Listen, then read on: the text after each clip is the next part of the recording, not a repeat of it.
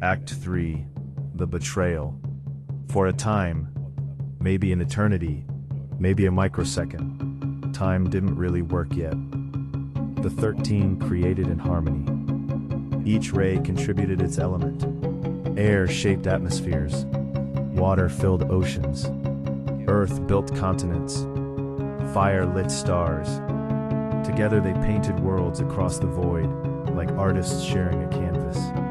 But then the 13th ray began to change. Or maybe it had always been different and the others just hadn't noticed yet.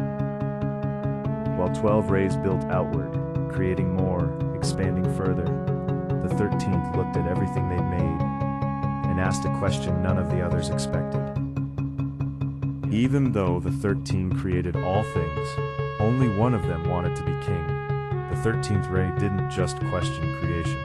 It wanted to control it, to rule it, to sit above the other 12 and dictate the direction of everything that existed. Think about what that means. A being of chaos and time who can rewrite reality itself, wanting absolute authority over all creation. That's not a ruler. That's an eraser with a crown. The 12 understood something the 13th didn't, or couldn't. Creation without freedom isn't creation, it's imprisonment. A universe controlled by a single will isn't a universe, it's a thought experiment with no exit door. So 12, who wanted to be watchers of all life, studied up to challenge the 13th ray's dark light. Let that sink in. They studied. They didn't just attack. They didn't panic. They prepared. 12 cosmic beings of unimaginable power recognized that the 13th was different from them. Potentially more dangerous because chaos and time together make the most terrifying combination in existence. You can burn something and it heals. You can freeze something and it thaws. But if you erase the time in which something existed, it was never there to begin with. So the 12 combined their knowledge: air and water, fire and earth, divination and necromancy. Every opposing force found common ground in one shared purpose: stop the 13th. What happened next was the First War. Not a war between armies, not a war between nations, a war between the fundamental forces of reality.